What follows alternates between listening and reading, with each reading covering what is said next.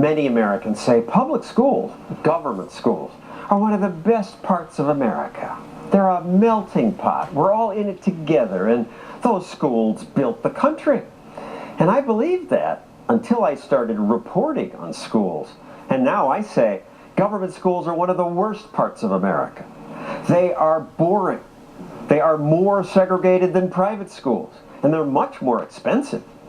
Money for teachers! The education blob claims schools are underfunded, and kids would do better if only we'd give the schools a little more money. But this graph shows the absurdity of that claim. Spending's gone through the roof, while test scores have barely budged. The scores are those flat lines at the bottom.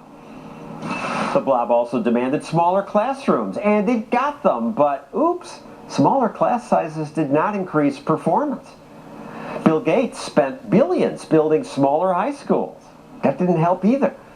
I give Gates credit. He spent his own money, took measurements, and then when he found no improvement, he tried other ideas like cell-con. In contrast, the government blob spends your money, and when their experiments fail, they continue them anyway. No business can get away with that. It's why most every service in America has gotten better, faster, cheaper, but not education. Monopolies don't improve.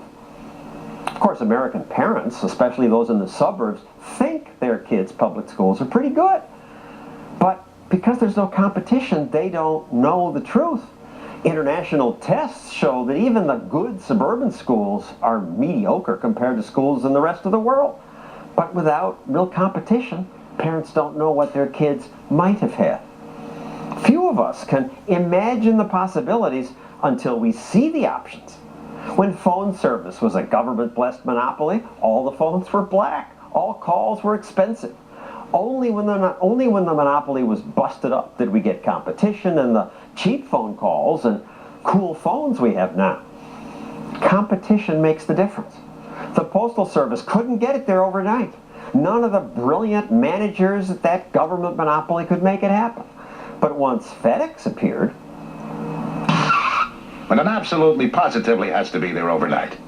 Then, suddenly, even the Postal Service could get it there overnight. Sometimes.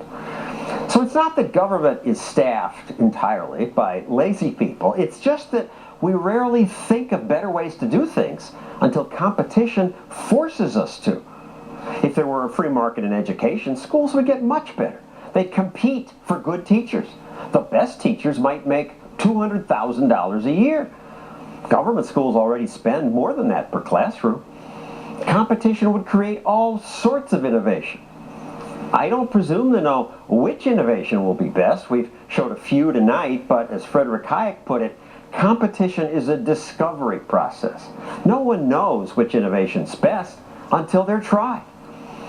The good news is that the school choice movement has finally given the blob some competition. And a few kids, thanks to things like vouchers, charter schools, tax credits, now like going to school. I never did, but school is boring. No!